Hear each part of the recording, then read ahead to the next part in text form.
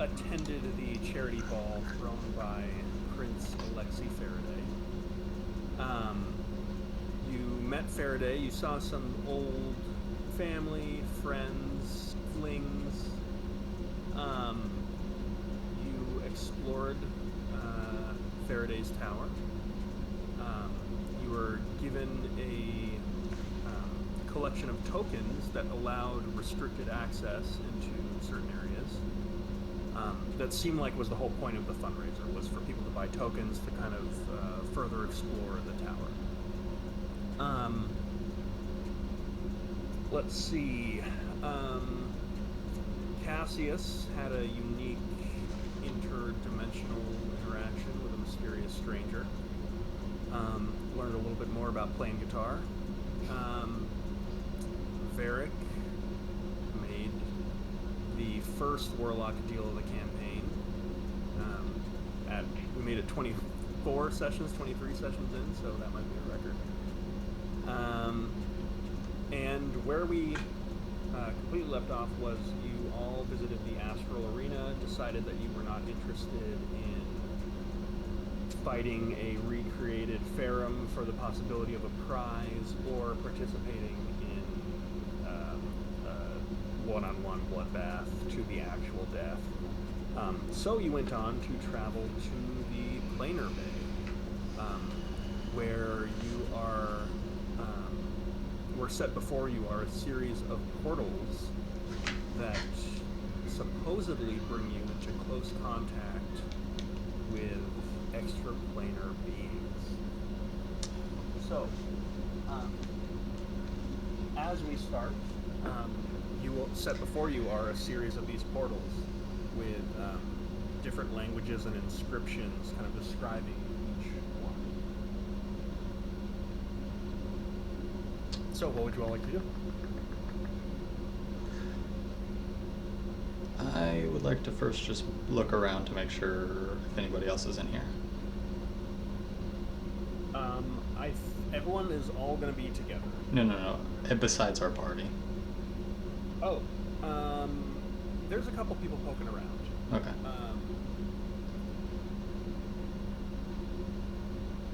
Let's try and snatch some shit. Are they poking around because it's like a fun activity to do, or like is part of the? So I would say specifically you would see a blue dragonborn in kind of well-fitting mage's garb. That definitely is looking at one specific portal, and he's like pacing back and forth, about to go in, but he's specifically got a purpose. Like, he looks focused. I want to start looking at the portals and seeing what the options are. Okay. Does anybody have some grand questions you want an angel to answer? I guess now's the time to ask. I certainly have some grand questions. How do you know which portal you should go into? That's a good question.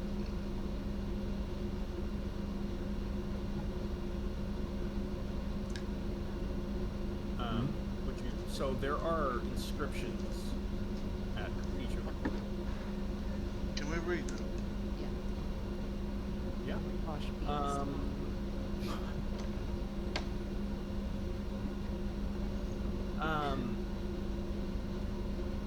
Well, you have Cass with you. You can read all. Yeah, I'll try. If they're in different languages, I'll read them out. Okay.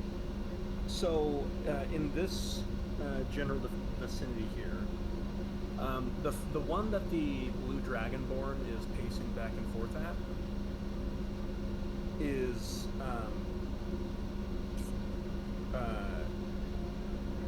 listed as bringing you to Stygia, which anyone trained in religion or arcana would know is one of the layers of the Nine Hills. All this language is in Infernal, and what's listed there is the Icy Throne of Levistus.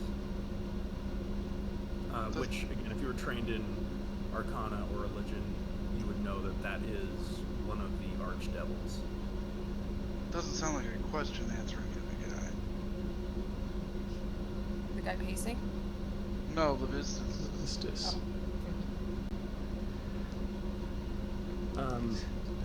There is another portal that just reads as the Abyss. It lists no denizens that will be guaranteed to receive you. It doesn't look like that one gets a lot of traffic. There's another one that's just listed as Graveyard of the Gods.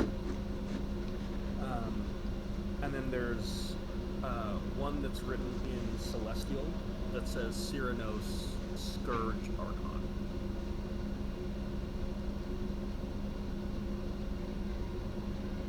Scourge Archon? Yep.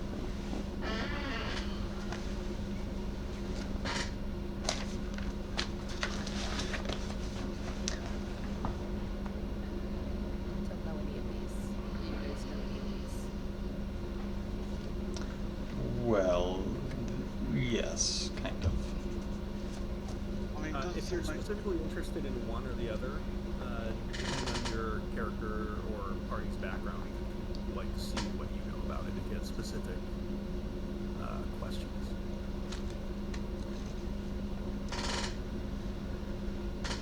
You'd have any of these would answer, the question. Who here is trained in religion? Hopefully our fucking cleric.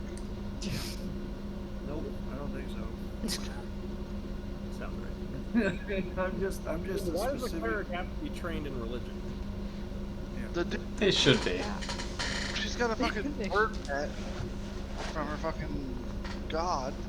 You only need to know one religion if you're a cleric. That's my take. Okay, if that's the case, I'd allow a history check from Cassius for being a jack of all trades. And for being college educated. Not like the rest of us plebes. Not like What the about rest of you. my artificer's lore? Is that relevant? This is a history check relating to magic items, not alchemical. Magic? I'll give you one at disadvantage. Go for it. Make this make sense. I got a natural one. I skipped class on all these specific planes of existence. No, it's Rolled a 5 and a 3. okay. It's not that hard to not make it make sense because you know like general stuff about it, pretty much exactly what I've told you. Yeah. But any more than that, you don't know much. I mean, these are pretty like Levistus is not a common archdevil, or not one of the more popular ones. An archdevil could be popular. So it's also kind of odd that like there's a pretty big jump between going like, hey, you can step out into the random abyss and just be met by who knows what, or you can just speak with an archdevil. So there's like a huge jump between those things. So it's very odd that there's just like a straight up link to Levistus, and you have no idea why that would be. Can I go to the blue dragonborn? Yeah. Hey, what you pumping yourself up for? I'm gonna right off the bat before I even respond. I'm gonna need a persuasion check, and you can add a +2 for your allure.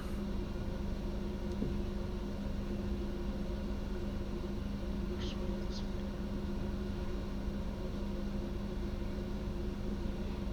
19. Hey, damn.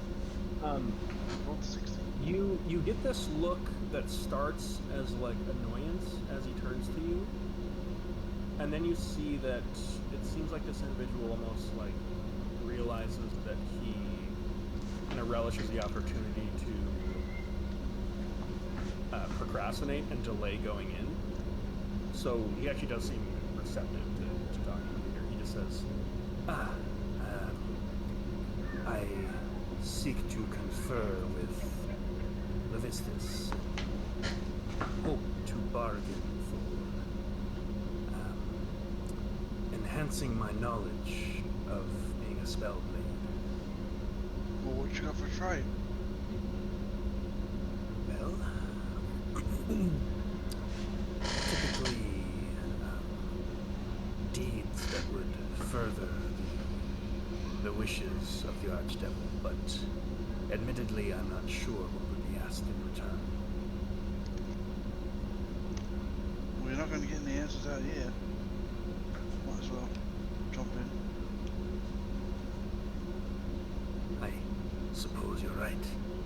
Well, friend, thank you for the pep talk. I needed that. I'll see you on the other side. He jumps in. I guess we can wait and see if he comes back soon. Maybe rule that one in or out. You guys are right on the cusp. I'm bumping your allure up to 3. Hell yeah, good job, Verd. Nice, Verd. Knocking people off of ledges. Yeah.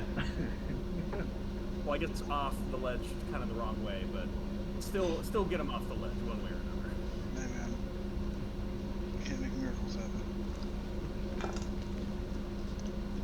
What was that, Eddie? You were saying something? About I was going to say, are there any answers you think we could get from the graveyard of the gods?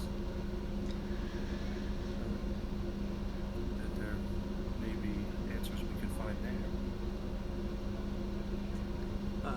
At this point, you hear the voice of Faraday, and you see kind of apparating yet what you assume to be yet another one of his simulacrums. And just says, I hope you don't mind the interruption. I see you're perusing the selection. Yeah. Anything catch your eye? I look at Alora. Sorry. The graveyard of the gods. It's a specific portion of the astral sea that seems to be where the corpses of the pantheonic death seem to accumulate. I can't say it's one of the more popular locations, but it is quite scenic. Might I suggest a pairing with a nice red? Sure. Yes. Very good. So this is what we've chosen. Would anyone else like to join their friend? the abyss, because I was also kind of thinking about that area. The Abyss, a risk taker, I see. Oh, We've had reports of many lesser demons attempting to pull guests deeper within. Again, probably one that I wouldn't want to spend too much time in, and unlikely to find a being that would likely strike up a deal, but it's not unheard of. I myself have, through the safety of astral projection, taken a few strolls within. Even in an astral form, I cannot say that it is without risk. It would take a resilient mind not to be driven mad. yeah, I don't think I'm that much of a risk taker, I'll be honest. Perhaps. Laura, I'll think I'll go with Laura. Very well. The cost of admission would just be the cost of a token per individual. I pay the man. Gives me a diary. I've got a spare. I'll hand over. We have one extra that I was holding on to, so I'll hand that to you, Laura. You guys should have 5, I believe. And this will bring you down to 3. So, you spend those, and you take the wine with you. Yes, absolutely. Okay. You get a glass of wine and a stroll through an astral graveyard. So as you scroll through, you see what look like kind of cosmic bodies, just like kind of planetoid slash humanoid shapes. They almost look like kind of strange asteroids. But you can see where there's like there appears to be like an anatomy to what you're seeing. You see some kind of pieces of armor, broken weapons, things like that, of just these lifeless behemoths that are floating through the astral sea. It is pretty awesome to see. In the distance, you see what looks like a floating statue that looks different than the others. You see what looks like essentially like an Egyptian Anubis that is actually in motion, and it just looks like it's kind of tending to the graveyard that you have here. It's massive in its form, like the size of a planet. You can't tell how far away it is, and there is just no sound whatsoever. You are just bathed in complete silence. What would you be looking for?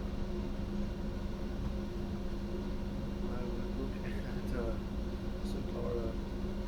I didn't really have a question prepared. There doesn't appear to be anything here to answer any questions. It looks like this is just for the sheer experience.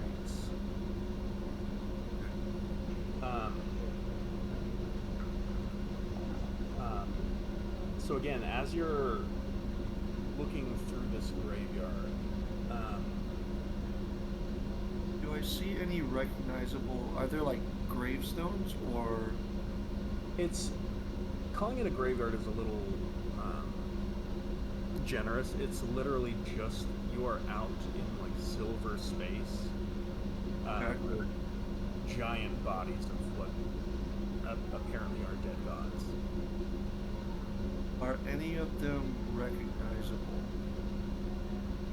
Like, as to maybe a weapon or that kind of appears to be on a crown, something of that nature?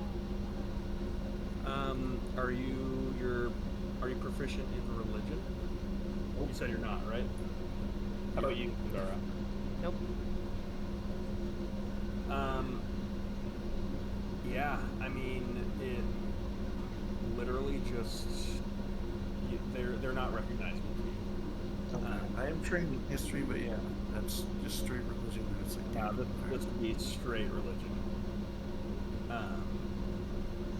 So, yeah, you don't recognize any of the forms, and honestly, the shapes of them have been like eroded to the point where it would be almost impossible to tell who they are to begin with. And there's something almost like magically alien about looking at their forms, where it's disorienting to look at, and you're not proficient in why you're having that sensation.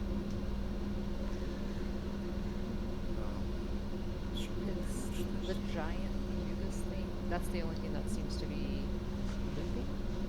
Or Yeah, in the distance, you see this kind of humanoid form with this kind of canine face, cropped ears, with what looks like a staff that is literally just kind of moving and almost patrolling the graveyard. While you're here, you notice you are floating in space. You have nothing beneath your feet. You kind of turn around and you have the portal to go back where there's steps, and you notice that you have the ability to just kind of navigate the space through just concentrating on it. I mean, yeah, I don't see why not. It seems. Yeah, let's go see that thing. Yeah, we'll make our way through this. Okay. As you do, you notice that the rate at which you're moving, which scales off of your intelligence score, is not going to be great. So you're moving pretty slowly. Yep.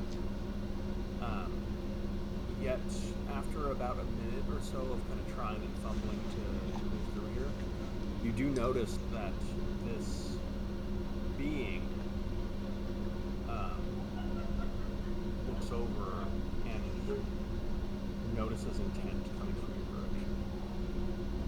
And it just kind of cocks its head at you as you approach. And I like kneel, kind of. I don't know how I do that, like floating through space. Floating kneel. Okay. Just respectfully. Okay. In your mind, you hear a voice that speaks a language that you don't understand. Yet, the meaning comes to you regardless. And it just says, "Student of the Raven Queen, this is not your graveyard, and I am not your god of death.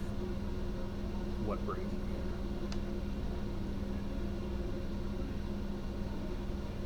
As I expect brings other travelers is curiosity. A deadly trait. That is.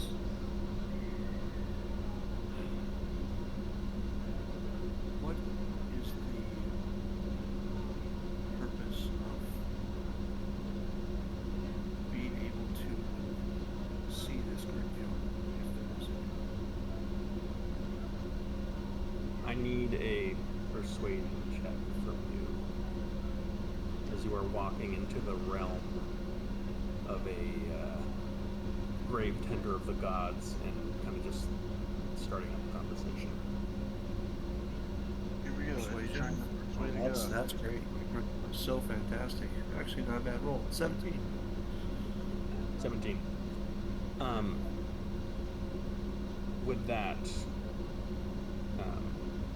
this creature just looks at you and waves a hand, and you notice this kind of dark, shadowy energy start to emanate from its hand that slowly blots out all the stars around one by one and begins to blot out the celestial bodies. And it answers your question with, "This is the home of the dead and forgotten, names that have been scattered to oblivion that only I bear the curse of knowing." And I need both of you to make charisma saving throws.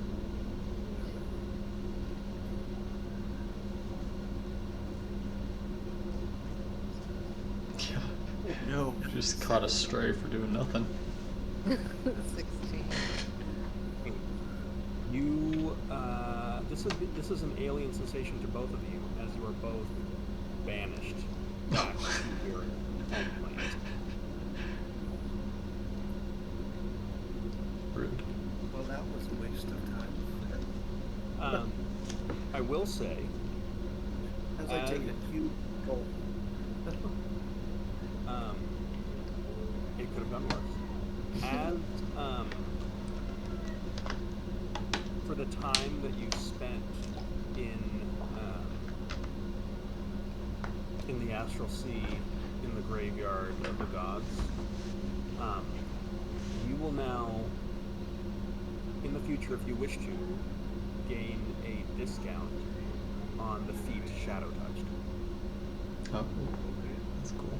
So where it would typically cost 5 feet points, for you it would cost 3 to take up this feat in the future. Dang.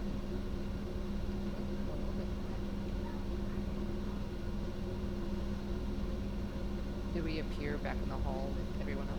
You do. You appear near the portal that brought you. And there you see the masked Faraday just go, "Ah, did we enjoy our stay?" Sure. Call it that. It was a bit unnerving, but we learned nothing. it didn't die, so you know. It's, No deals So I were find made. without the need for any excess amount of puns, I find that the Grove Tender is more bark than bite. Okay. she was not the great tender I expected to see there, but something new every day, I guess. Very well. May I interest you in a tasting of something perhaps more celestial? I'm sorry. Did you say grave tender or grove tender? Grove Tender. What are you growing there? I'll be honest, as a simulacrum, I take on the mannerisms of my target, and I don't know why Alexei chooses to call it a grove, but he does refer to it as a grove, Hmm. which is interesting because we have a different grove as well. What's the other grove? The Grove of the Ancients. That one's an actual grove.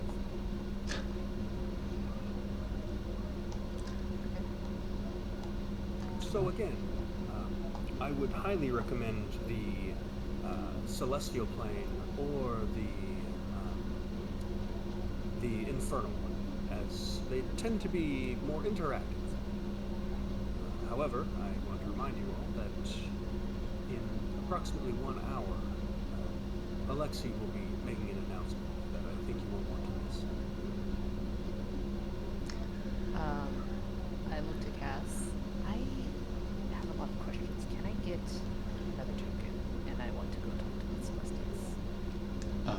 I don't have any more, but yeah, we can arrange. So, I mean, someone's gonna have to give you theirs. No. If we are There in you go. Can we need buy of more? token, you can always buy more. Baron just gave me his. I have no questions. How much for new tokens? 8,000 gold pieces. Fuck. I'm afraid you understand. My mom has all my money. Understand. I am instructed to advise that it is for a good cause. I hand him this one and head to the Celestial. Okay. Does anyone else use a I'm gonna go sit on the couch. Where the couch is over there. There are no couches in the planar bay. Oh, okay, okay. There's like Oh. stone ritual tile and portals to other dimensions. Gotcha, okay. So Moogie will join. I've got a token to spare. Very well. Okay. Adventure. So with that,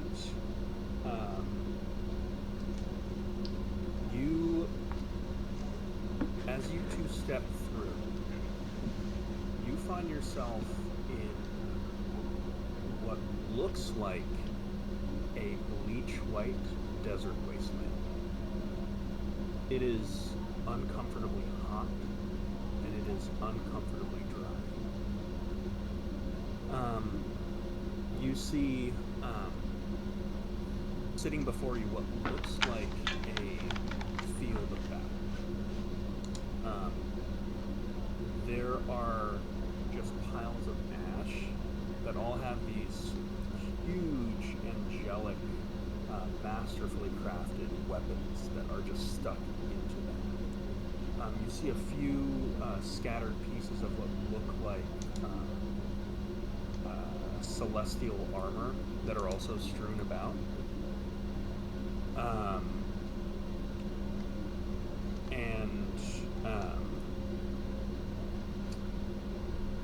Sitting on this kind of bleach white boulder, sharpening a great sword, you see this large humanoid figure with kind of a very, how to put it, very impressive build, like crafted from stone, intimidating physique. About like 150% the size of Varric. That would look angelic other than the just completely white-hot burning eyes. And where you would see wings, there are just two jets of radiant flame that are constantly kind of shooting out this flame. So as they're just sitting there, kind of sharpening this blade, they just kind of look up briefly and look back down, kind of a little sullen and serious, brooding, as you approach. I want to approach and say greetings, celestial being in celestial. I didn't. I don't know why I speak it, but I did. Okay. As you do, for this encounter, I'm going to give you a persuasion check at advantage for your first impressions here.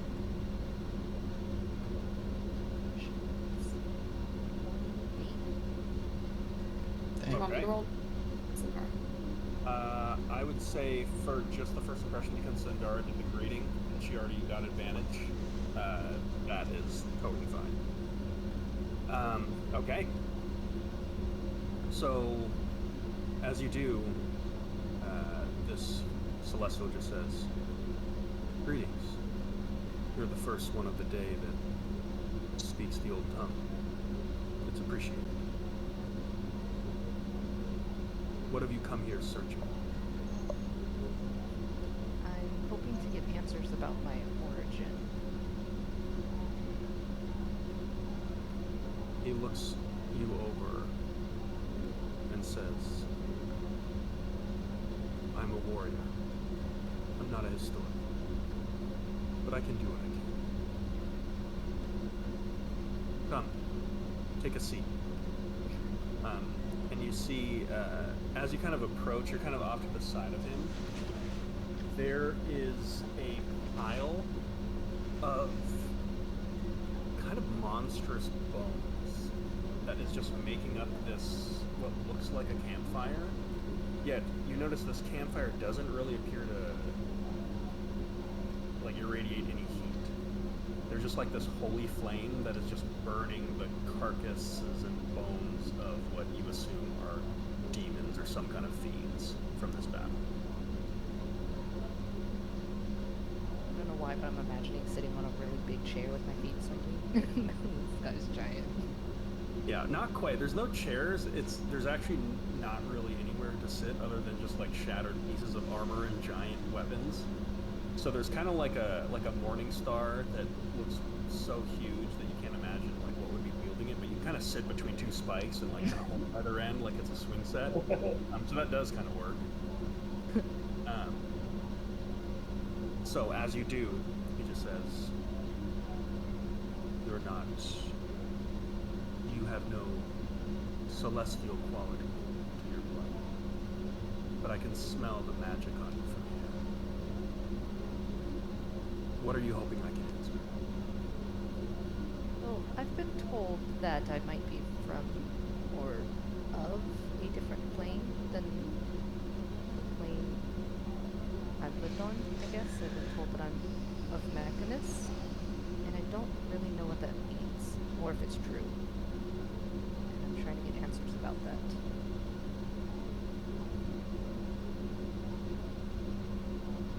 You watch as he just kind of, with the mention of Mechanus, he kind of looks at you and kind of narrows his eyes.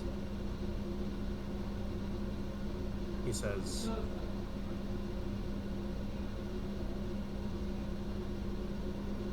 "Perhaps I can help you answer this question."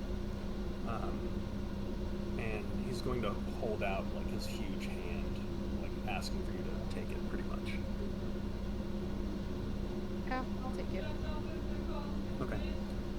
As you take it, he kind of just like holding the hand of a little kid, kind of just like between his thumb and like index finger, kind of just like clasps onto yours, and you watch as he slowly raises his palm towards the sky.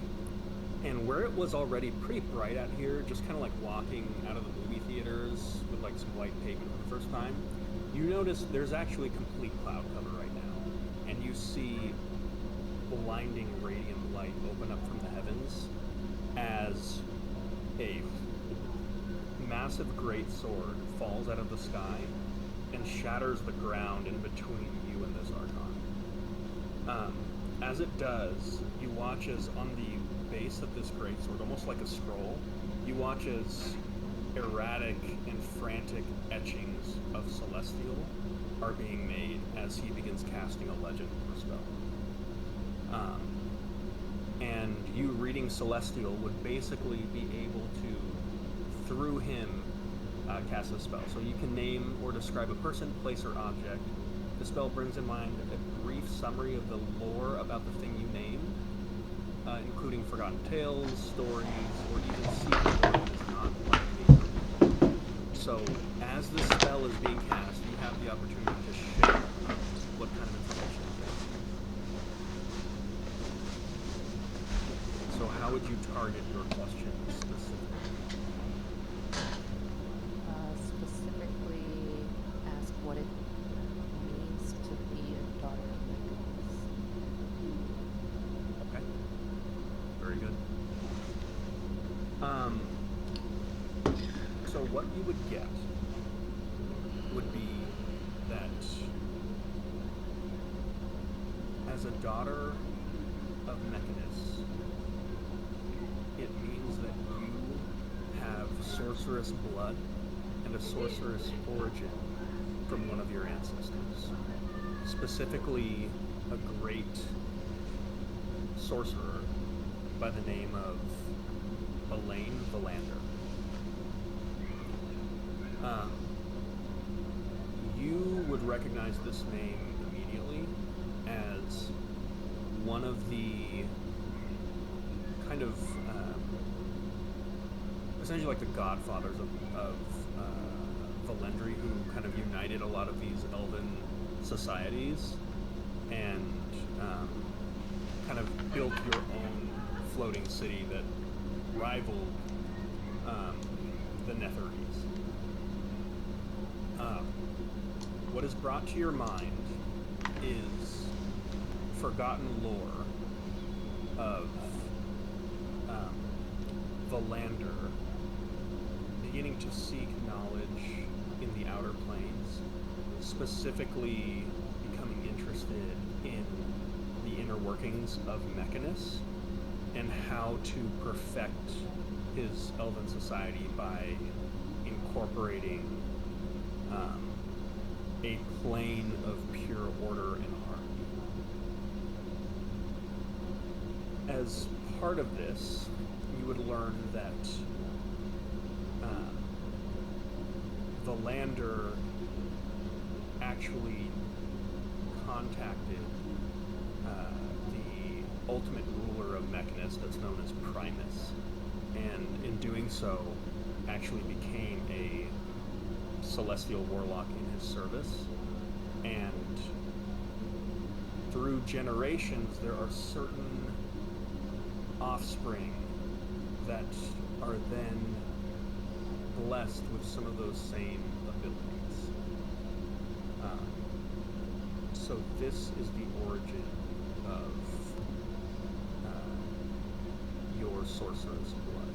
It's through a direct relative that was a planeswalker who visited Mechanus.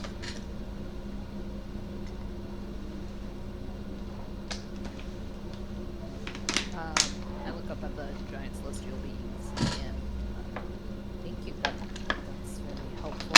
And I like go easy and slide off the giant wings. Okay. As you do, he looks at both of you and he kind of gives you a nod. Kind of like, you get the sense that this is one of the more respectful interactions that he's had today. And you also get the sense that there's been some kind of deal struck where this Celestial is here for a purpose, to confer with the guests of Faraday's ball, So you don't know what he would have been, what that bargain consists of, but it seemed like he was here basically doing his job. And it seemed like this is one of the few interactions that he actually enjoyed. As that happens, he just gives you a respectful nod and just says, "Walk with hearts of the Lord."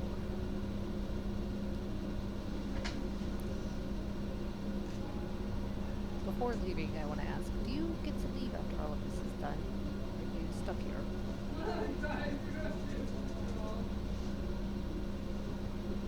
He kind of looks at you curiously and says, "Your wizard made a bargain for a small amount of my time. And as part of this bargain, I am able to strengthen the cause of our people. Soon, we will visit all the places that are not like Mount Celestia or Mechanus, and we will glass them as we have this place."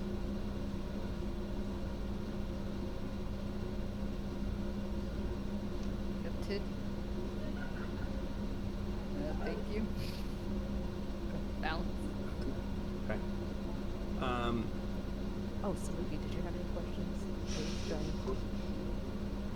No, I'm just basking in the presence. I think I feel as though this might not be quite as related to me, frankly, but I'm having a good time.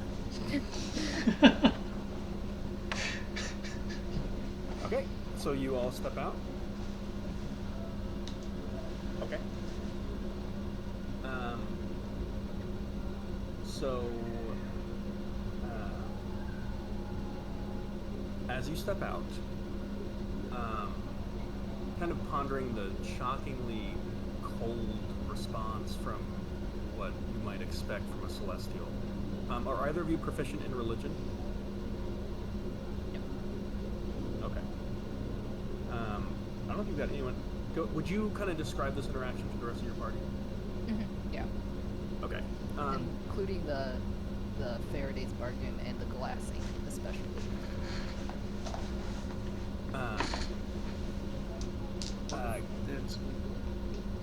What if that's already begun? Those are not the good ones.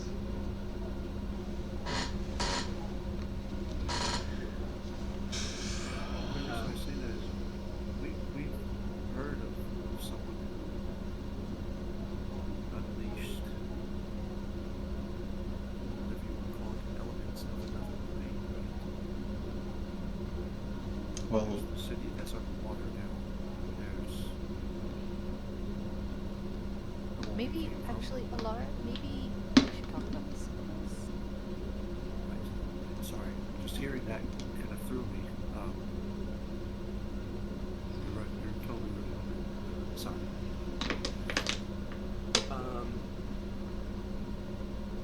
So, are you really Faraday? no, but he's his eyes and ears. Assume what? So send it back. Some magic shit, right? Yeah, exactly. It is. This is a place where there is a very large amount of magic shit that tends to go down. Yeah, I like this one. It speaks the people's language. Mate, if I tell you a message to give to Faraday, does he hear it? He hears everything that's going on as we speak, and I'm With all the sensing that similar- he expresses his thanks for your appreciation of his understanding of the King's English. Yeah. He's hearing everything from all the simulacrums at once? Correct. And it's not confusing. No. That's all. Thank you. Cass, give me a religion check. Natural 19. I'm not proficient in it. But you're a Yeah, I'm half proficient, so 21. Okay. You can choose to share this with or not, but as Sandara mentioned the glassing of worlds, you're like, oh, wait a second. I remember these guys. So, there is a sect of kind of rogue celestials that are called the Scourge, that basically are remnants of a time when a lot of gods were at war with each other over conflicting like deific portfolios, and they essentially created these angels that were specifically just weapons meant for war. And their whole deal was kind of invading other like infernal, abyssal, and even other celestial planes just to completely eradicate any form of life in those places. And as these old gods have died off, some of these scourge angels have remained and stuck together, kind of with that same purpose of kind of holy annihilation, but kind of not very targeted. So it's actually one of those things that's like that you would learn in school of just like, hey, there's like this super volcano in the middle of the Midwest that if it ever went off, we would all just totally die. Yeah. But it's probably never going to actually go off. But it's just fun to think about every once in a while, and you're like, oh yeah, okay, that's the. So, and it's kind of one of those things that might just send like a little chill down your spine and be like, yeah, but there's like other world-ending events that probably happen. Yeah, Sundara, they're not great people. I wouldn't worry about it too much, though. Kind of like, it'll happen if it happens. I think looking sort of towards Faraday, trying to stop myself, we've got bigger problems of potentially world-ending threats. You didn't make any deals, did you? No, I would never make a deal with a world-ending threat. He was giant. Right. He was very pleasant, though, but no deals. Good. No. I mean, if the world had to end, it seemed like he was nice, so that would have been fine. It's really important when the people who are killing you and everything are nice, I've heard. Yes. Did you? Unfortunately, Wait, it was a. I don't know if what I saw is a potential, but it definitely wasn't an angel. So I you think also we're. saw a world-ending thing? Yeah. Our world. Is that a theme of his tower? How many people have seen or heard whispers of a world-ending event? Raise your hands. Laura? It's actually not that many. You see the simulacrum of Faraday. Wait, you or Faraday? Well, I house all the memories of Faraday, Oh. so I like to think of it that way, and that I exist. Of course, buddy. Can I touch it? You touch the simulacrum? Yeah. Yeah, it's like a person. It's like, if it's the same to you, I'd prefer if you didn't. Sorry, I was. He has autonomy, Barrett. I don't know what the rules are, or if he was even really here. Could have been like a shimmery magic projection or something. I think it's the magic, kind of like my body. Somewhat fake. Simulacrum of Orna. It's a pleasure to have met you. Should we head upstairs for this demonstration thing? How long do we have? 20, 30 About minutes? 45 minutes. 45 minutes? Yeah, I mean, you can always head there and kind of wait. Like, it would still be in the main chamber where there's drinks and entertainment. I would say at this point you get a sense of kind of what a lot of these chambers are. So you would notice some of the remaining ones that haven't been visited would be the Grove of the Ancients and the Debate Hall. Guys, I mean, I know what I want to go do. Let's go do it. What is it, the debate hall? Of course. I walk over to the teleporter, turn the dial. Okay. Okay, you take the party to the Debate Hall. As you do, Samui and Sundara, as part of your travel to the devastation of the scourge, you have the option to, in the future, take a discount on the resilient feat, where it would only cost now 3 feat points. So I've noted that in the little feat list. Okay. So traveling to the debate hall, you see before you a series of it's like a white marble palace with a series of kind of strange stone and golden like apparatus kind of floating in the air. You see pairings of wizards that are dueling here. Oh. It's a wizard's version of a debate. Makes sense, I suppose. Wait, they're You actual see- dragons from Skyrim.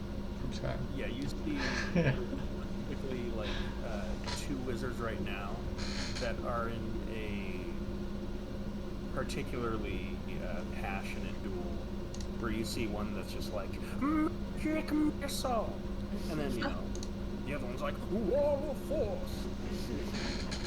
It's got very Okay. kind of like Gandalf against the Balrog kind of vibes.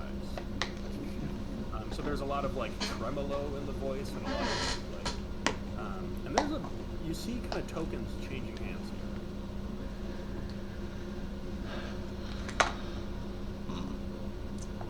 So cats is this Well,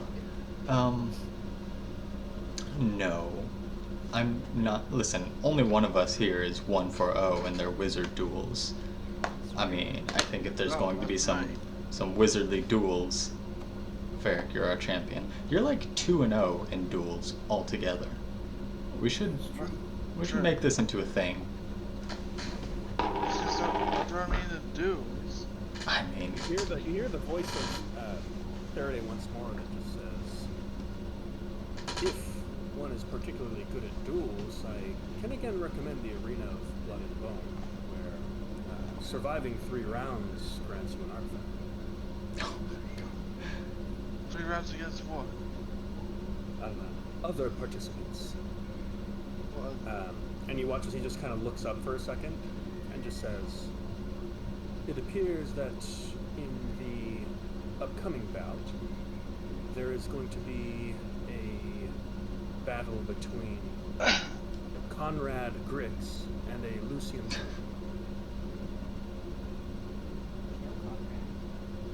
Are these?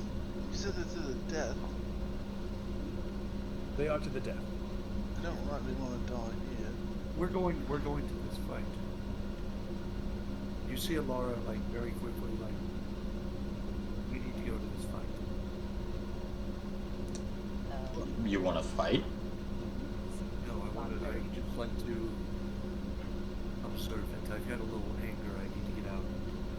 I think seeing a good fight might help. Well, I mean, there's plenty of fights going on here. Doesn't really sound like you, Laura. What? Anyone who wants can make an insight check.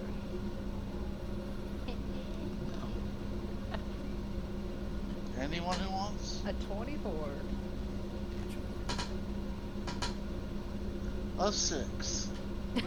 Well, You know, he knows me like an open book. I mean, Alara, if you wish, you can roll a perception or deception, or sorry, persuasion or deception check with a DC of 24. Okay. Yeah, fuck it, I'll roll deception. After that damn wizard gave me shit on when I just asked him to what the fucking portals did. It was a little bent up. A bow to pick with them. Let's see. That is 13. Okay. Yeah, most of you would kind of get the sense that Alara is obviously acting out of character, and she's probably got some other ulterior motive for going to this event, but she seems pretty passionate about it.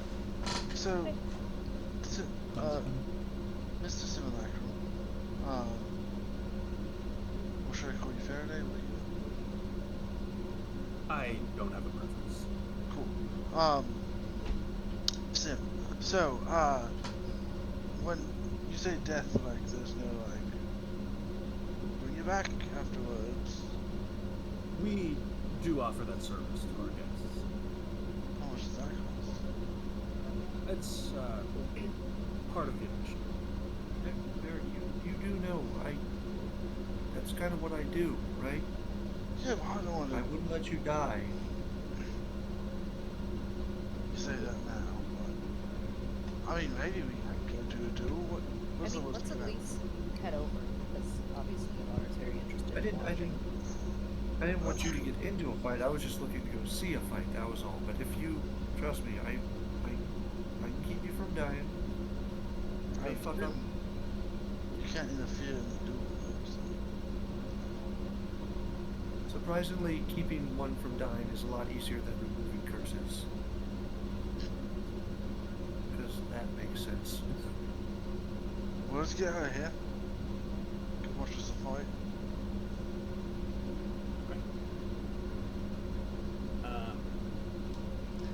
So, as you approach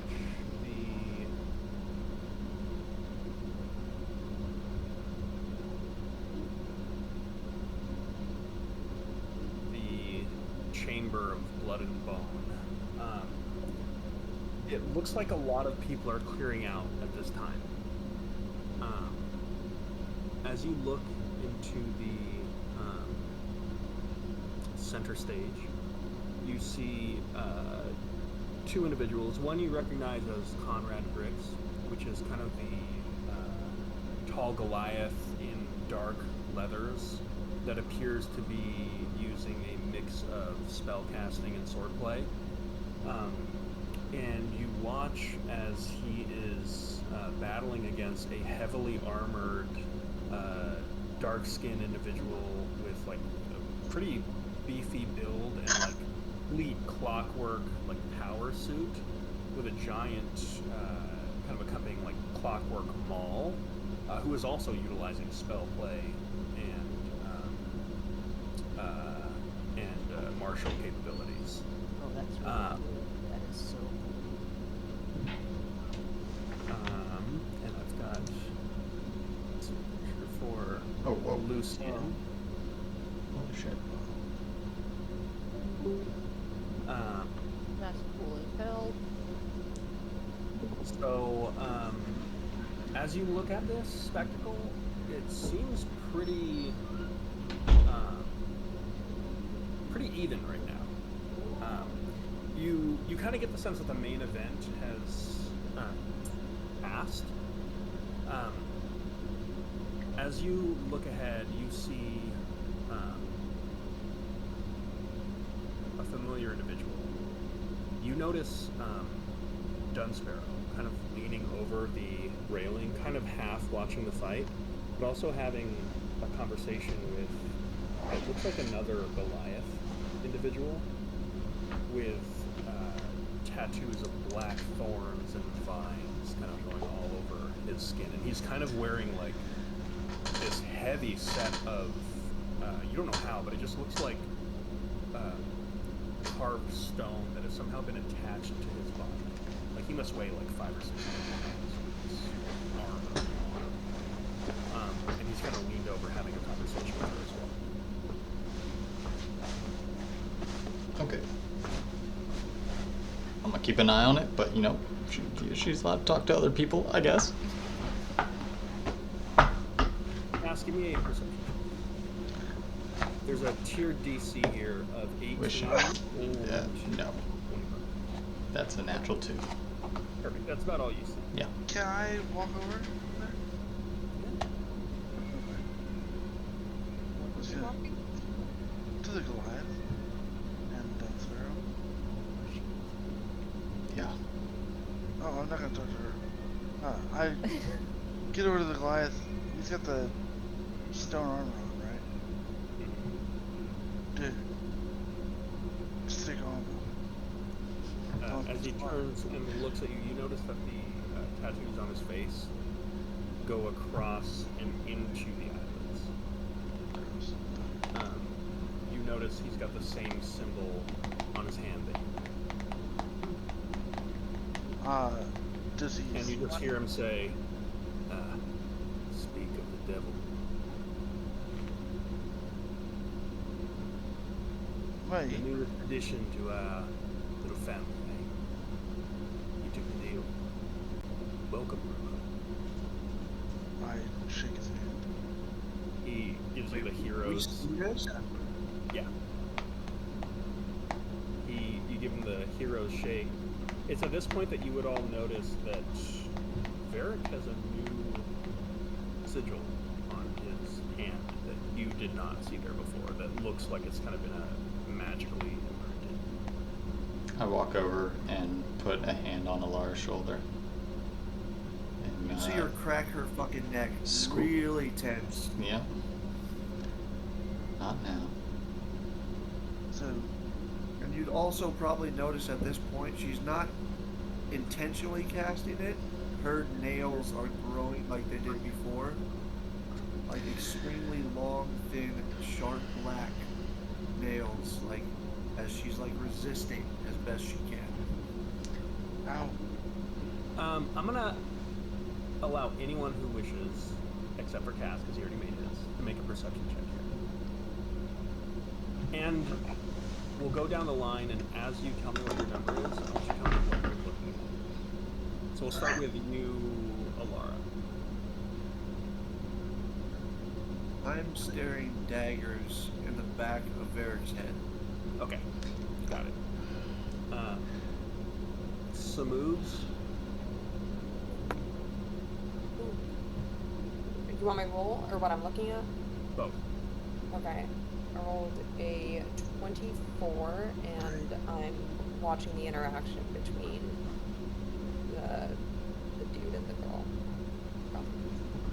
It looks like that interaction has ended as Varric seemed to have interrupted it.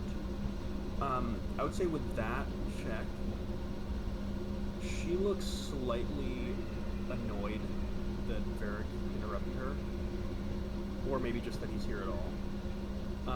But you watch as she takes these like very fancy looking gloves and kind of turns to walk away. As she does, you see the same sigil on her hands. Sandara, do you want to give a perception check here? Yes, 17. Okay, what are you looking for? I am kind of staring down Varric and trying to get a sense of what the heck is going on with him. Why he's Would an insight check be the same number? Yes. Okay. Varric seems more comfortable in this situation than you would expect. Also, I'm gonna actually just message you this one.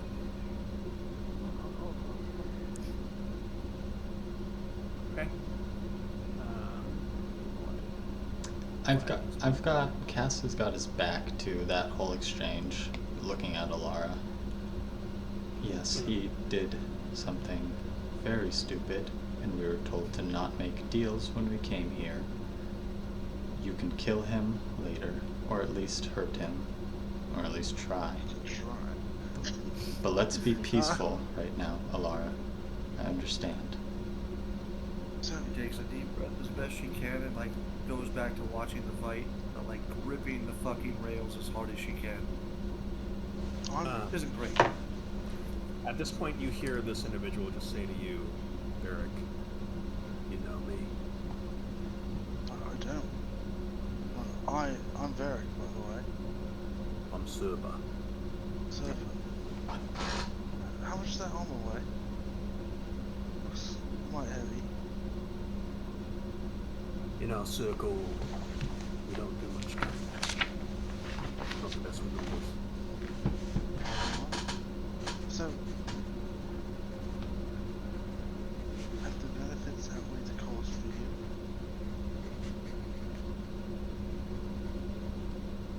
Melania brought me back from the dead. She gave me Urbis. And you watch as he kind of turns his neck, and you see a brand that says FETC. And he said, she showed me the truth, brother. Out there, in here, it's all about power, control. It's against nature. Have you fought? I have. You won. I have, brother. Why? These Southerners are taking wages.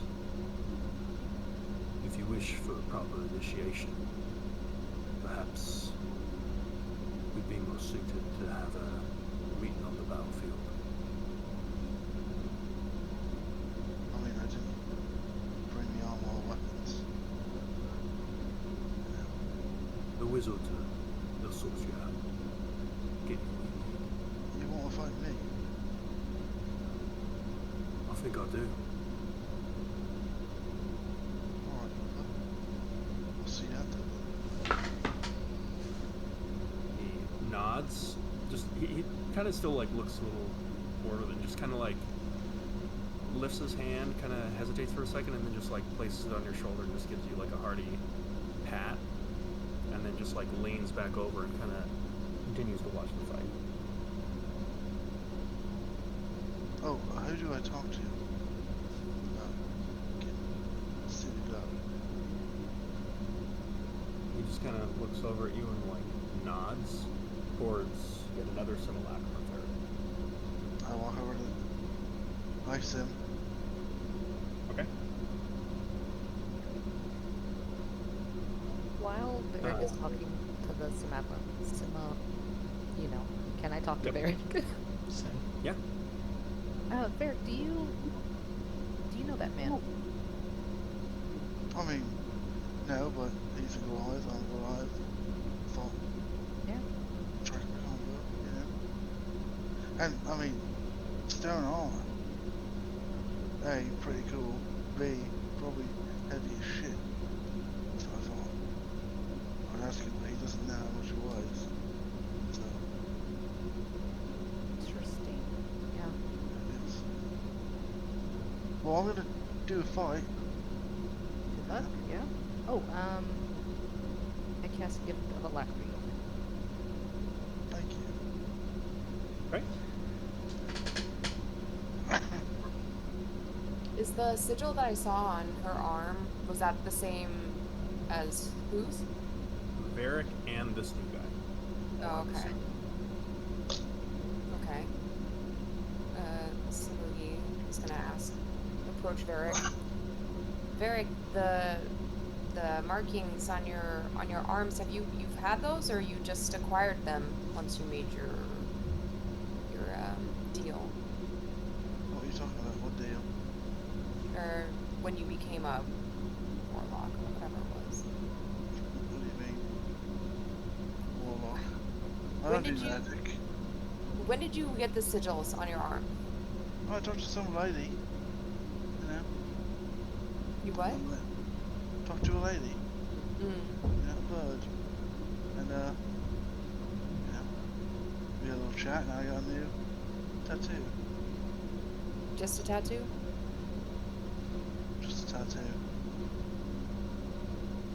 Okay. I noticed that everyone else had the same tattoos, and you say you don't know anyone? Well, I know the lady. She doesn't like me. Didn't know the Goliath bloke, but, you know.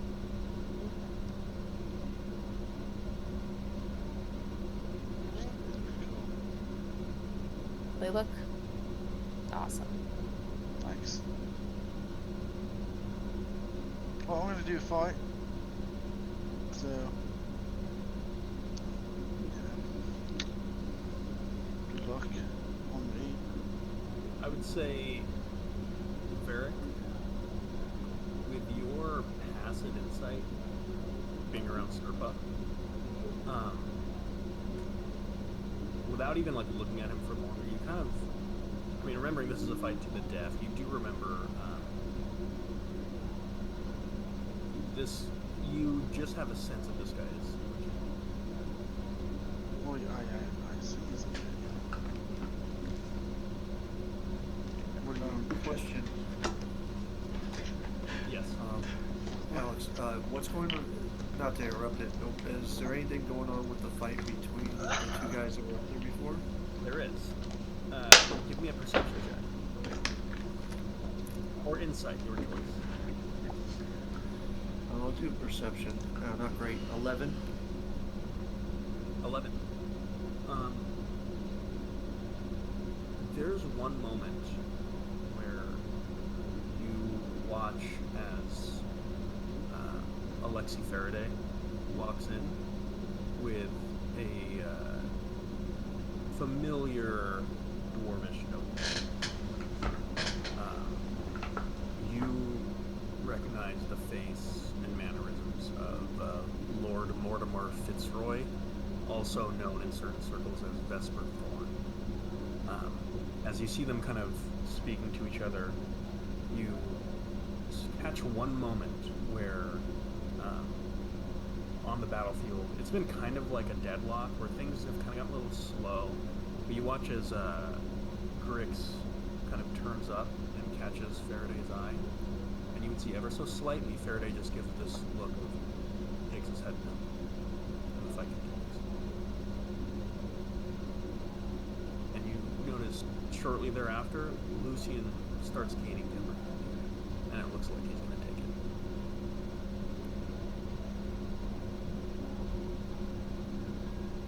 And start It's cheering along with everybody else that's there if they are. Okay. After a short while, you would notice that it looks like Lucian is just quicker than Conrad Grix. And there's one point where he parries a blow, and then you watch as he just hits him square in the chest, and there's this arcane jolt of energy, and you just watch as like a lightning bolt, Grix is just like smited and scattered across the battlefield. At which point you watch as Faraday just kind of like reaches into his palm, and from like the upstairs rafters area, just kind of like throws down this bag of something. It's like a little leather pouch, and you watch as that leather pouch just grows like white hot as it falls, and it just explodes with this like radiant arcane energy. And you watch as Griggs kind of sits there, his form completely shatters and disintegrates into nothing, and then reapparates again right there as he's resurrected. You'd see me like suddenly like want to like jump up and cheer, but just try to keep it kind of under wraps. Okay. With that, it's a little uncanny because you see the simulacrum of Faraday approach Varric and just say, "I understand you wish to challenge her against." Yeah. The other Goliath. Very well. I will double as your quartermaster, and I can assist you with obtaining whatever weaponry you wish to acquire. Give me an investigation check. At advantage with the simulacrum helping you.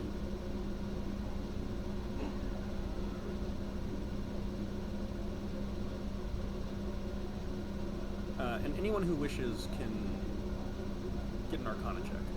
15. If you're proficient. 15? Okay. So that means you can choose any rare item in here, which means you could get +1 plate armor and a +1 weapon of your choice. Cool. Yeah, let's do that. So would that put me at 20 armor? As opposed to the 19. It would put you at And then we just... wait, why does standard get you to 19? It should be just 9. It should be just 8.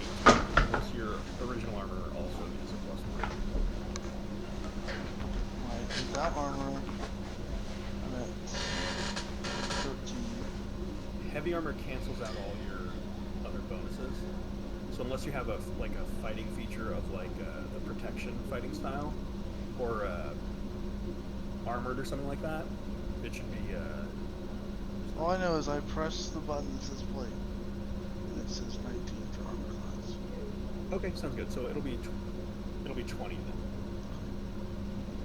And then I just want a maul, a +1 maul. So I assume maybe that's the same as my blood maul, correct? Not the birth of it, just the +1. Yeah, exactly. Yeah. And then I'm gonna ask you, Varric, were you watching the fight? Nope. Okay, sounds good. Got a 24 in Arcana check.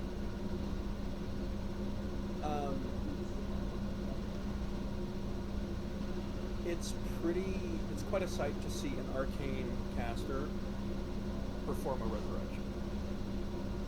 The way that Fairfax did. Your best guess is that bag he threw down was full of diamonds, and that's probably like a 10,000 gold piece spell right there. Which means it's probably pretty high level magic. Which shouldn't come as a surprise necessarily, but it's just probably the first time you see it. These ones have quite deep pockets. And quite deep magic. Yes. Um, We definitely need to watch our step here. While Varric is off doing what Varric does, anybody notice those new tattoos on his hand? I did. Yeah, they were matching the exact as the other two people that were there. He didn't have What? those Same before tattoo. today, right? Or am I making that up? I asked him about it, and he said he spoke to a woman, and she gave him the tattoos. And then I told him cool tattoos, and he went to go fight. Those were the same tattoos that killed all my sisters. What? Do you mean Same, all the soldiers that killed my sisters at they're part of the circle? That circle? Yes. Okay. I'm not going to ask for an insight check, but Alara is probably like shaking with rage right now. So sorry, Amara. What to say? First? Without further ado, Varric, you are being summoned. At which point you see yet another Goliath that's got kind of sunken eyes, but he's larger than you, believe it or not. Just shirtless, kind of dressed, just like total like furs, like barbarian. He just says, "Greetings, everyone. We've got one final night and one final fight. So, we've got two fellow Goliaths. Varric Stoneheart against Serp." And then he kind of just like leans in and kind of speaks with both of you. And just says, "We've got only about a few minutes to wrap this up. So no stalling in the last one, okay?"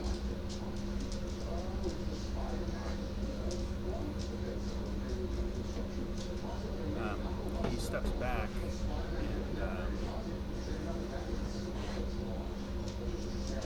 and you just see Serpa look at you and give you a nod of respect.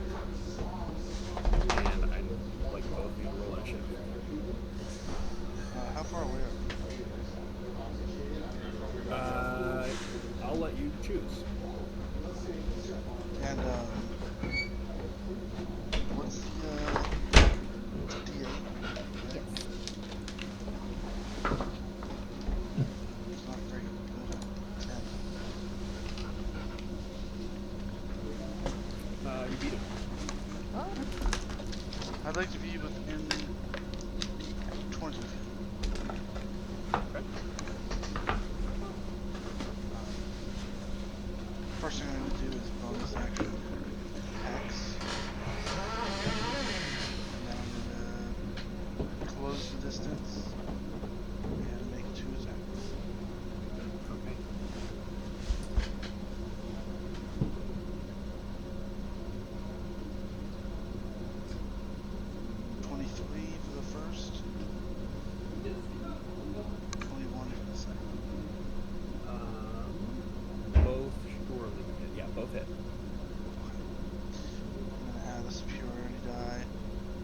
first one, oh, for the hex, strength is the skill level.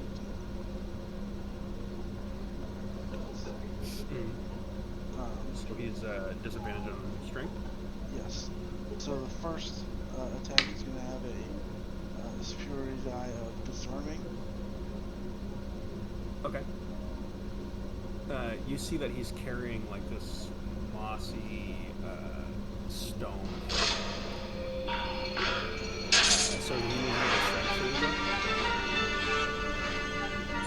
16.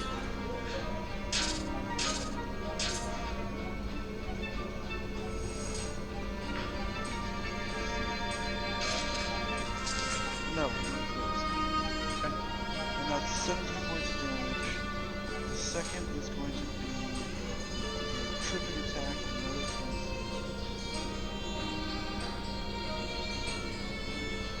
That's a 7. Okay. And he takes, again, 17 points of damage. At this point, I'm going to use my action surge. Action surge? To use Great Living Master because I have advantage. Do I get 2 attacks with action surge? Or just 1 hit? You get 2. Alright, so we're gonna get both of these. Okay, yeah, that's 22 again, and that is 19 on the second one. Both hit. Okay. So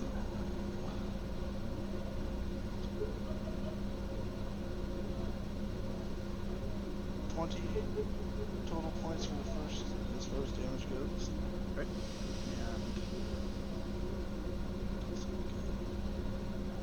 22 for the second. Okay. So, you watch as... Do you want to describe what happens here? Because Varric just unleashed a huge flurry of attacks.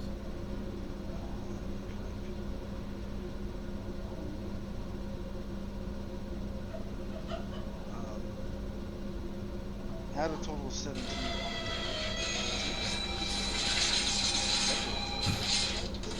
Sorry. You were just shy of 100 points. Yeah, I'll describe that. The other guys steps back and the battle starts. So once the guy's out of the way, I just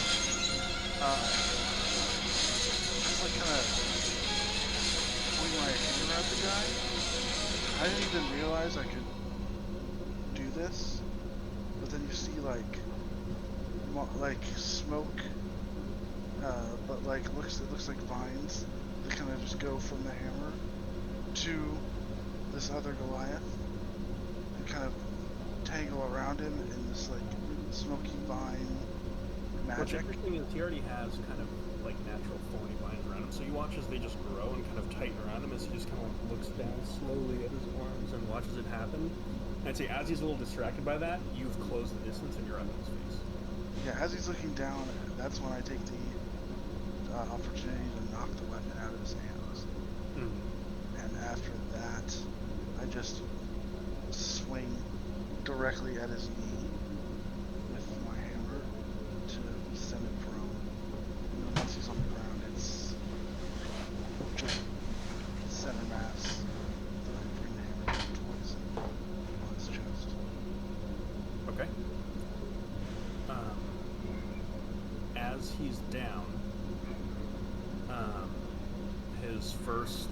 So you watch as Vera just knocks the weapon out of his hand, brings him down to being prone, and then just like slams him in a blow that would like kill any mortal. And you hear like bones cracking on the field, and you're like, oh, Varric just killed this guy. And as this is happening, Serpa has been bloodied. He's hurt bad, and he is laughing. Like he did not expect this violence from you. And he's like, ha ha, very good. And he begins to get up now, which prompts an opportunity attack. Um, 29. Hits. Sorry, 30 actually. Definitely hits.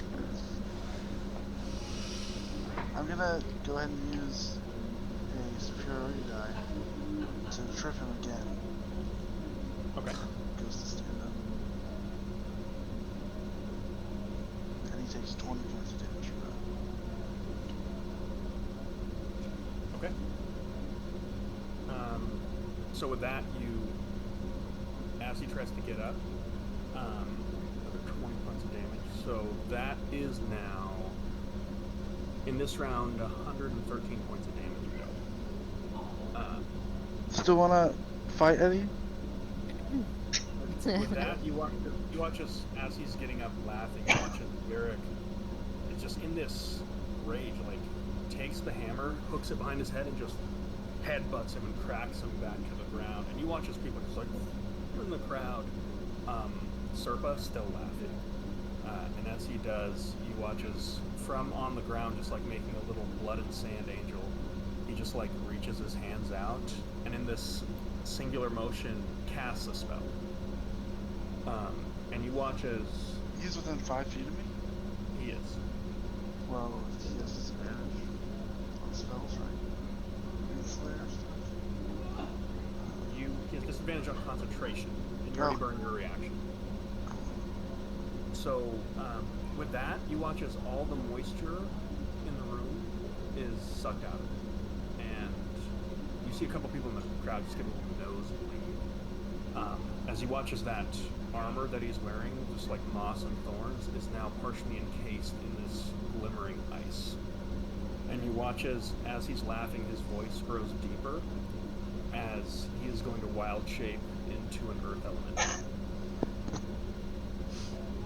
That is his turn. Varric, you're up.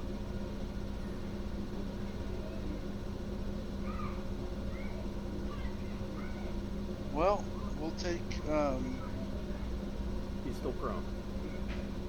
okay, we'll do, 2 attacks. Right.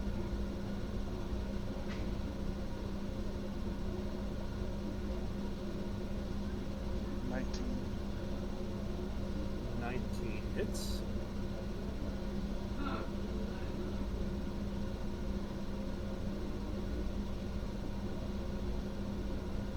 Um, 24. Okay. So that's 24 is halved to 12. Why is He's that? going because as an earth elemental, he has resistance to slashing, piercing, bludgeoning. Oh no, that wasn't damage. That was my second roll. Oh, gotcha. So Sorry. just tell me your 2 hits of damage. It's 27 and 26. Okay. So the 27, so it's basically, so the 27 is halved to 13, and the 26 is halved to 13. He's a heavy armor master, and his heavy armor stays with him in his wild shape. So that's reduced further to 10. He's going to use his Stone's Endurance on the first hit. He rolls a... So the first hit does no damage to him. Okay. And then you take 45 points of ice damage. The second hit, he reduces down to 10. And then he is going to roll a Cutting Words as he laughs at that. Bring it down to 6, and you take another 45 points of ice damage. Armored Agathis? Yes. You're fighting a build that Alex has like tried to perfect for Yeah, I know. so long. It's and I am gonna Stone's Endurance the second one. Okay. Which is,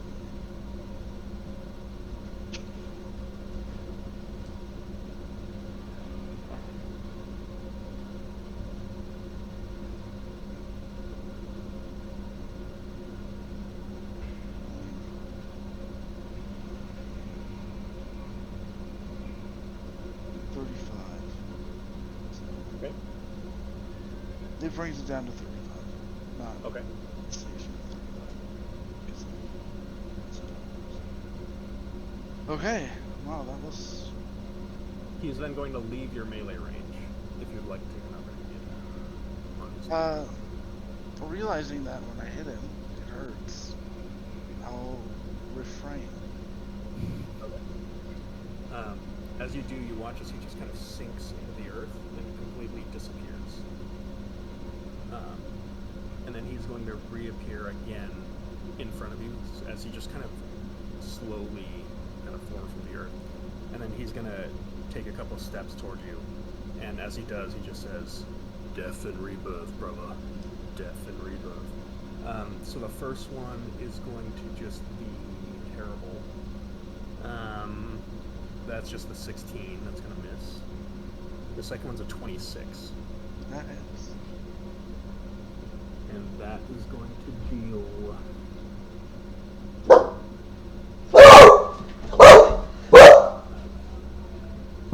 Great, just 10 points. Knock it off. And then it's your go.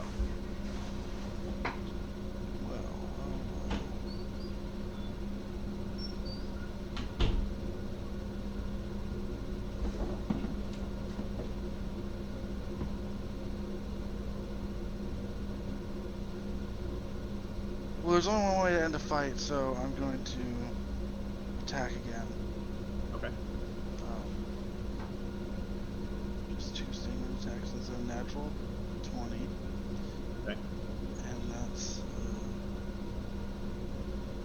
14. Okay. I assume 14 doesn't. The 14 misses. And these are both heavy armor, or great weapon master. No, they're standard attacks. Okay. One's just a natural 20. So,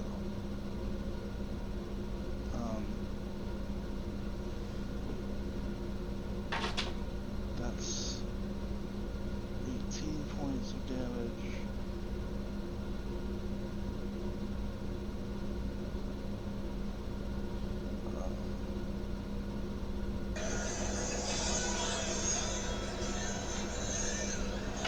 And we're gonna move him 5 feet away from me.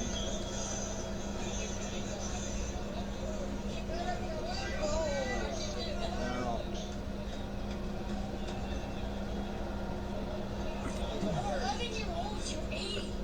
I need concentration checks for heads, by the way.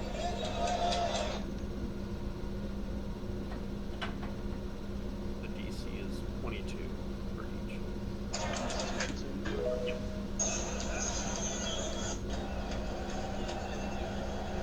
Oh, that's a natural. You take an additional 45 points of damage. That's nothing. Down to the old 0. Okay.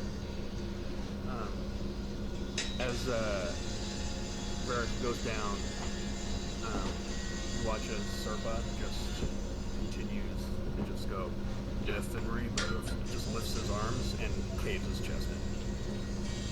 And Varric has died. It's at that point that you watch a kind of armored female with like this black plate armor step onto the field. I was gonna say, can I interrupt that and get into the arena or no? Give me an initiative check. I'm gonna say at disadvantage. The DC is not hard to beat. Well, I rolled a natural 2, but my oh yeah, 4, so no loss.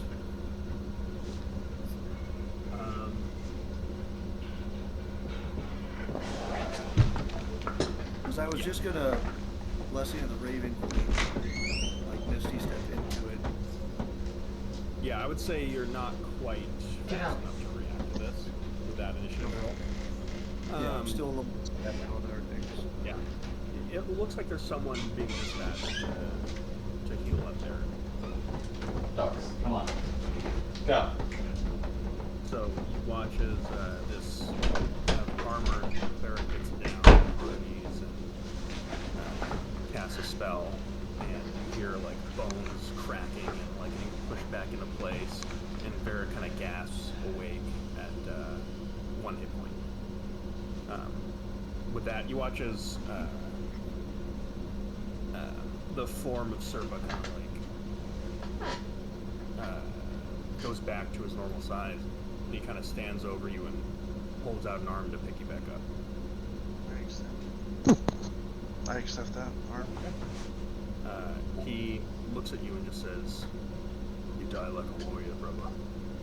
And kind of like takes your head and like slams his head into it, and then like pushes you off and begins to walk. I don't let go of his hand right away. Okay. I just say, what was that? He kind of looks at you and just says, "Some of the gifts of the circle." It was the arm, right? Perhaps you could learn this magic as well, if you don't already know it. He gives you a nod and moves on. Okay. I turn to Cass and I try to whisper this. Cass so that is not Alara there. Can't hear. Oh wait, you weren't expressive the whole time? I haven't said anything because I like watching this, but Just Cass walked walked away with Dud Sparrow a long time ago. Okay. So are you turned to look at Cass as you were kind of walked into this intense Yeah. sequence of event, and he's gone. Okay. We are actually going to smash cut to Cass and Dunsparrow. Where did you go? I don't know, wherever she walked, as she started walking away from that conversation that was interrupted by Varric. You just follow. Yeah, I just follow her. She's headed to the auditorium. Or sorry, the amphitheater. Is that another place? Is that like in the portal? Is that one of the other destinations, Yeah. or okay? So do you catch her before she goes, or do you just follow her? Yeah, no, I'll quick walk up to her and say, sorry about interrupting your conversation with. Listen, why don't you lead the way? I don't really have much interest in watching him fight, anyways. Me neither. She kind of hooks her arm in yours and leans on you a bit and walks over to the teleportation sigil. Teleports you both to the amphitheater. Is the tattoo, is the rune and thistle thing on her hand visible this close? Because I haven't seen it at this point. No, Okay. She has a book on now. Okay. Yeah, stuff on that. You know what? Fuck it. Give me a perception check. Well, if she had, no. No. I'm gonna say there's a part where you can see it if you specifically saw it. DC's relatively high. I guess not. Yeah, I wouldn't. Whoa. Oh no, that's performance. No, 16. Close, not quite. Okay. So as you're walking with her, she leads you to kind of this area behind the amphitheater, almost like kind of like box seats type thing, where it kind of overlooks the stage from behind. There's a couple other seemingly important players there. You see that same dwarf from before with Lucy, the previous fighter. Conrad Briggs is kind of hanging out in the background after having just died. Faraday's not quite there yet. But she kind of leads you to like a corner area. There's refreshments, whatever you want. And she just kind of looks at you expectantly, like waiting for you to start your conversation. Yeah, I'll grab a drink of some sort.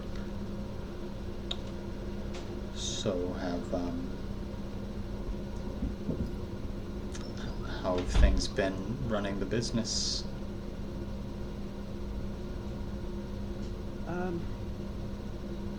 They've been on. The Merchant Council are spineless. They clearly need better leadership. They are very receptive to enhancing the security of Newtown after that incident with that pirate. Or I guess the multiple incidents with multiple pirates.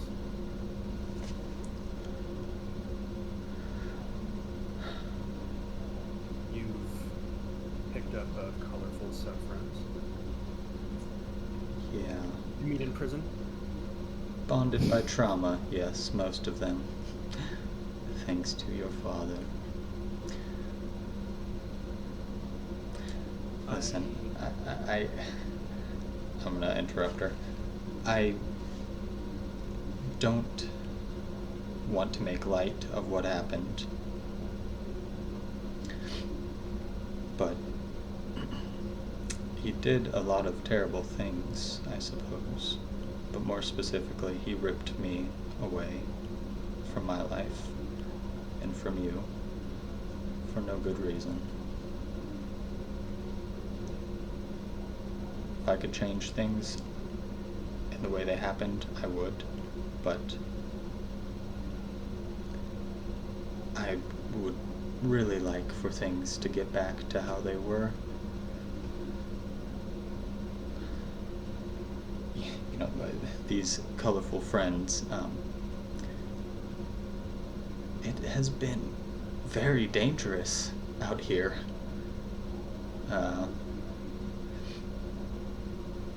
Not quite as fun as when I was just romping around pretending to be a bunch of people to see the wide world.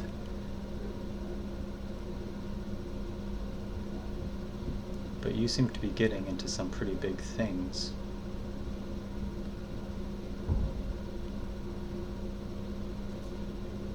As are you. Notice you have taken to the chimes. I never quite basically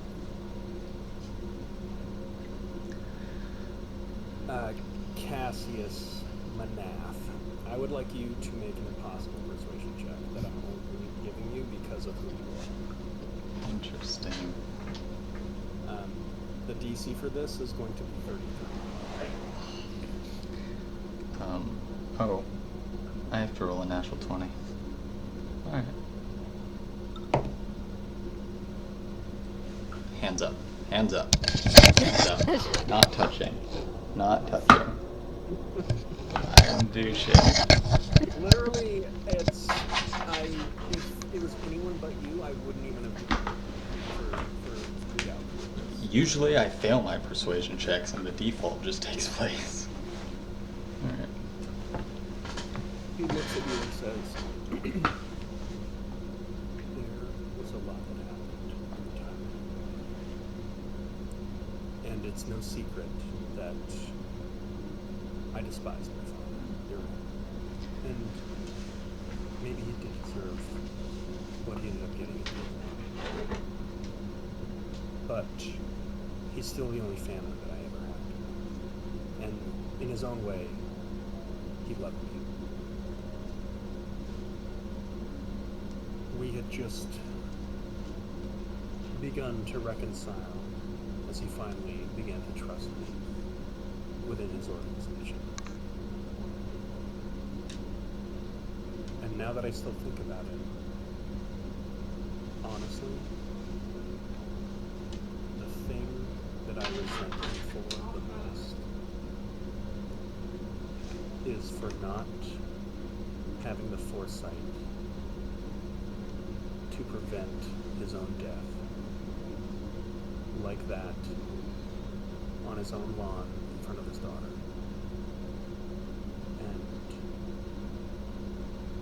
And after seeing that, I know for a fact that that will never be done. And that's why I didn't have it. Because I know that his time was over. And it's my turn. I'll be honest, Cass. I miss the simpler times too. We are both different people now, but maybe we can be different together. At this point, you notice there's kind of a hush that grows along the crowd, and you just get the sense that something is beginning to start, and this conversation has limited time left. Okay. She kind of like grabs the back of your neck, kind of pulls you in, and like gives you a kiss on the forehead, and just says,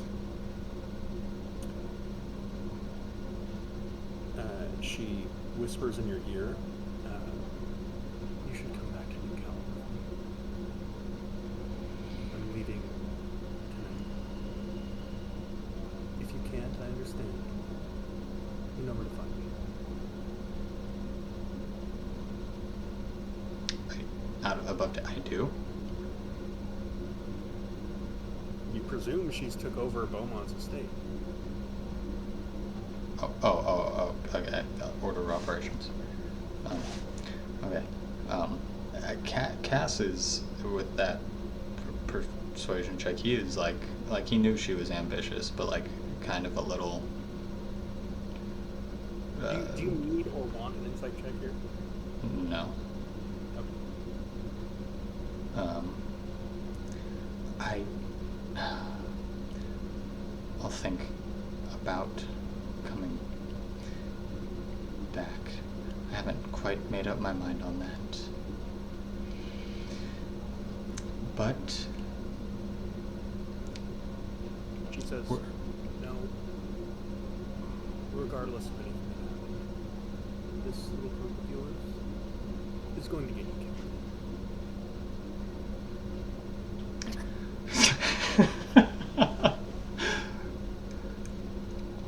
Can I just not think about this for tonight, at the very least? We have a little bit of time before Faraday's big reveal. I'm And- not giving you an ultimatum.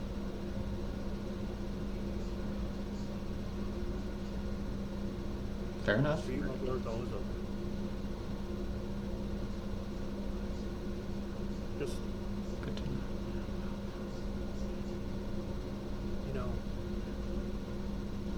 something my dad always told me when we were at our worst is you don't pick your family. And believe me, I understand. Just don't die for her, and she'll bring you in for a kiss. She's going back. Okay. She looks like she's in a hurry. Yeah. Like she doesn't want to be here right now. Okay. I'll go back to Okay. the party. That has been taking a while. What has Varric and the rest of the crew been doing? Faraday's big reveal and kind of closing of the party is imminent.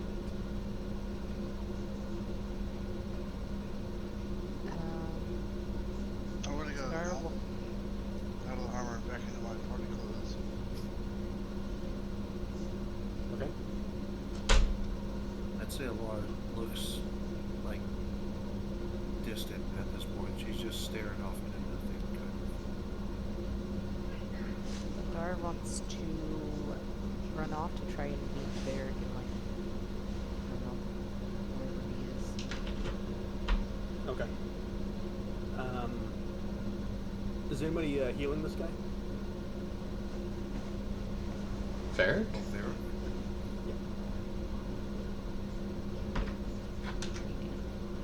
Just a question. It's I don't have healing. Honestly, know with that I how would. Alara's like staring off You into don't have to. You don't have to explain it. Yeah. Okay.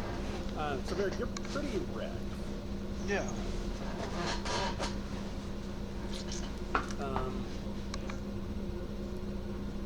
Yeah. So you, as you're kind of like slowly getting your clothes back on, Sundara comes and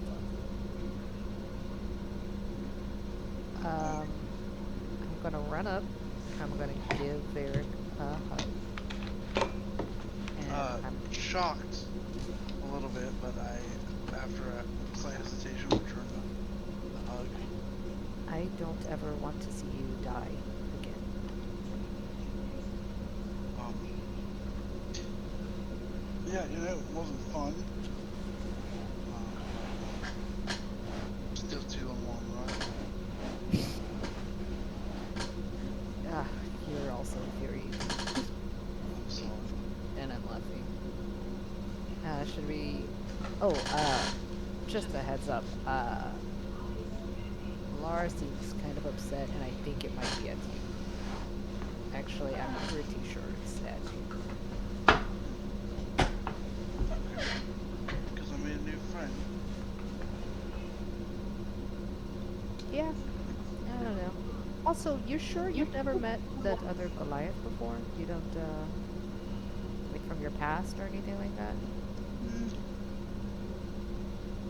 I mean, I wasn't raised around Goliaths, Oh. so not to be racist, but they all kind of look the same to me.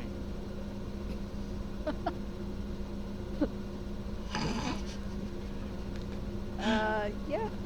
Okay. I mean, I Right. don't think I met him, but who knows? Big world, small world, right? Yeah, small world. Yeah, you don't really talk about your family much. Do you have family or What do you mean? parents, siblings, an entanglement, you know? At this point, you both see kind of shamefully running out from behind a back corner. You see these two super elderly wizards, in their early 300s. Both appear to be maybe half elven or something like that, but just totally wrinkled up, all grays. There's a man and a woman, kind of partially clothed, that are kind of rapidly putting on their wizard robe. And oh shit, I think we just. And they hobble out, and they're rapidly going to the teleporter. Was they fucking? Probably. I don't want to think about it. They were very wrinkly. Let's go see what this demonstration is. Oh, why'd you ask if I knew? Oh, I just thought you guys, I don't know, it seemed like you guys looked alike. Not to be racist. I don't think all Goliaths look alike, but... And you guys were kind of chummy, you know? Well, I was. I mean, hey, you don't see a lot of Goliaths. So, I mean, there have been a lot of Goliaths at this party. I normally don't see a lot of Goliaths. But, and he had that stone armor, which is wicked cool. Yeah, no, that's fair. But then he fucking took the piss out of me. Yeah. Not many Don't people do can that. do that. Really quick, where is Samugi while this is happening, and Alara? I'd just be looking for everybody and just quietly follow. Okay. Samugi has gone to where the majority of celebrations are taking place. Okay. Gotcha.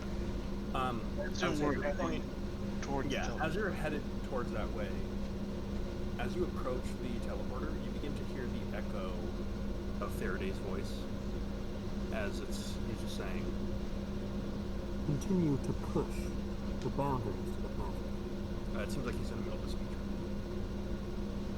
Oh shit, we might miss this speech. We hustle to the teleporter. Okay.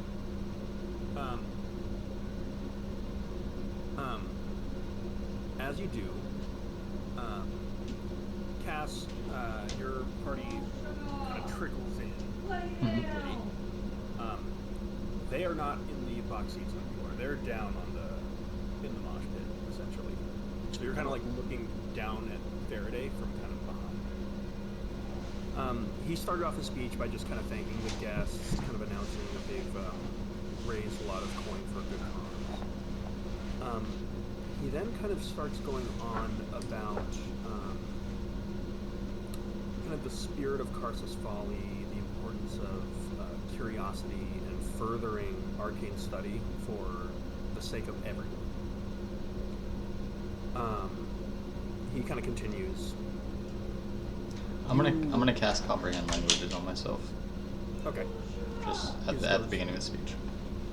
Some of you who know me know that I have a particular disdain for certain approaches to magic, particularly any who attempt to limit it. And this includes the gods.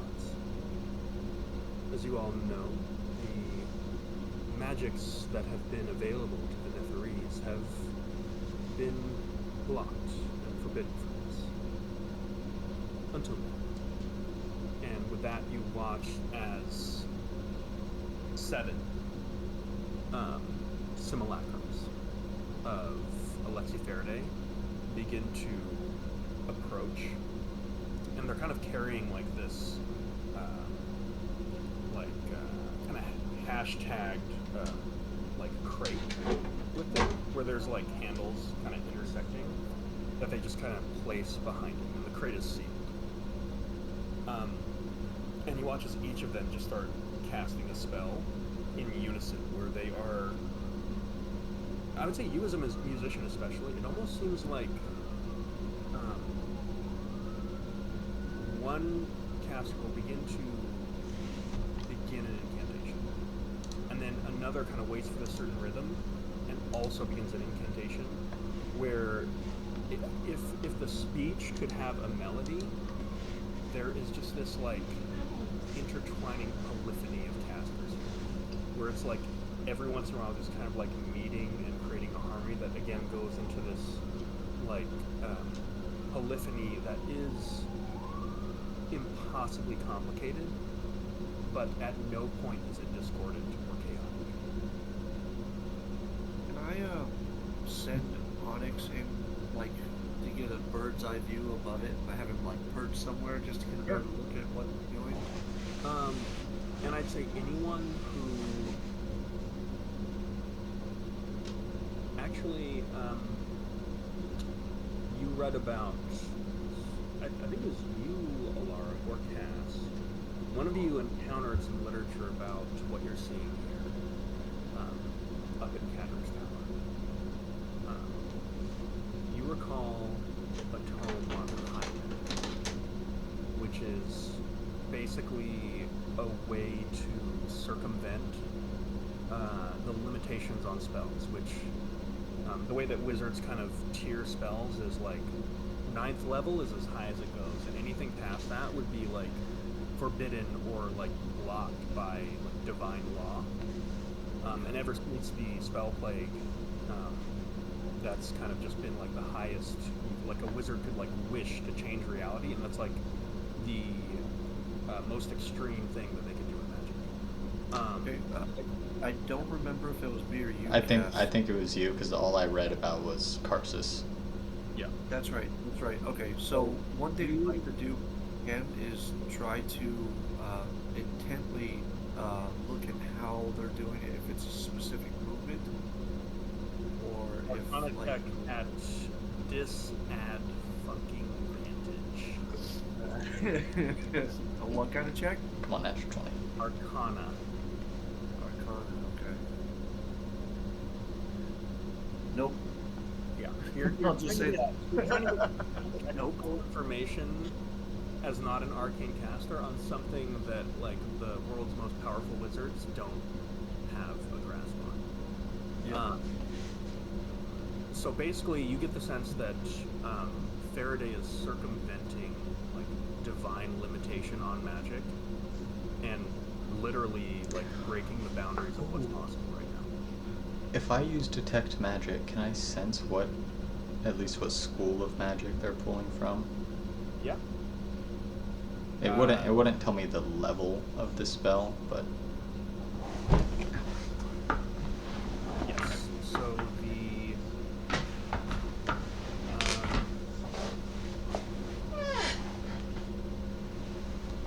ahead and give me an Arcana check. Not great. 7. 7. Okay. So the schools of magic you get are evocation, divination, abjuration, transmutation, and enchantment. Oh, it's multiple. Okay. Almost all of them. With that, you watch as. Oh, I'm sorry. One more important one. There's a component of necromancy. Don't. I got you, son of a bitch. Okay. Yeah. That's the one I was looking out for. As the 7 simulacrums are kind of performing this incantation, you watch as around this central box there's just this swirling of arcane energy that kind of forms this almost like polyhedron of just like pure weave that is just like barely being contained by this spell.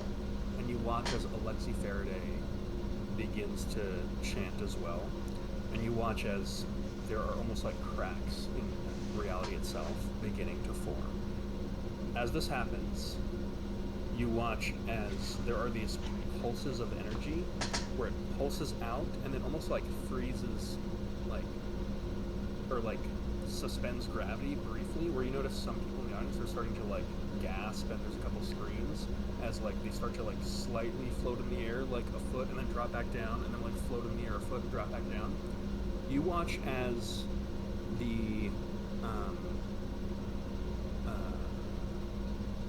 wizard tomes of about 300 wizards in here are ripped from the wizards themselves and are kind of like crackling with energy in the air, and you watch as all the books and pages begin flipping through, and you watch as there's almost like partial like almost random casting of these spells that like start, stop, and there's just like this cacophony of just seemingly wild magic that is erupting. I need everyone.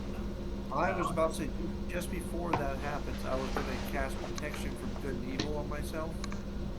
Okay. I was going to cast it on everybody, but it only lets me do it on one person, so I'm sorry. That is totally fine. I need everyone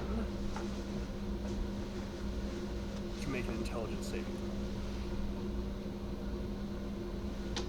throw. Does Sandara see Eleanor around anywhere? Make a perception check.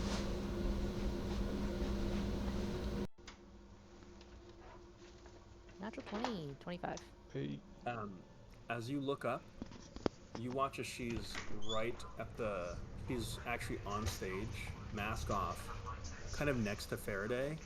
Her eyes are like alight with arcane energy as she's standing like kind of precariously close to this whole situation. And you watch as she's not even paying attention, but a wizarding tome is also like ripped out from kind of like her dress, and you watch as it also just is just like flipping through all of its pages. And she just looks like enchanted by what's happening right now. She does not look afraid. So I need intelligence saving throws from everybody. Okay. 8. A natural 20. 19. Holy shit! What's the total on that, Samoogs? A natural 20. So it was 19.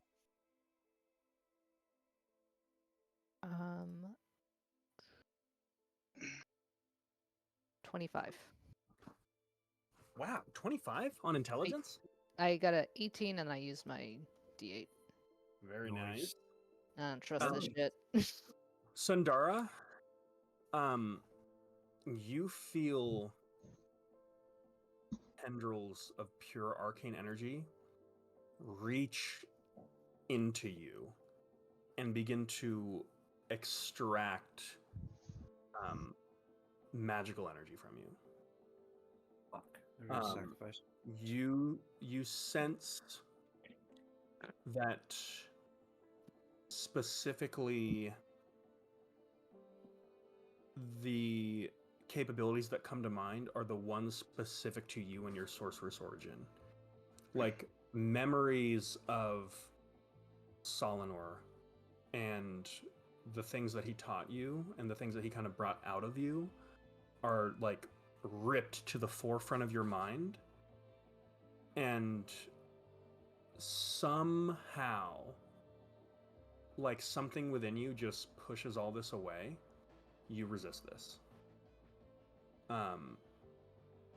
Where you watch as like a cascade of wizards that would be much more equipped to deal with this sort of thing all fail. Samugi, the spell actually does not affect you. Varric, what's your intelligence save? 8. 8. So anyone that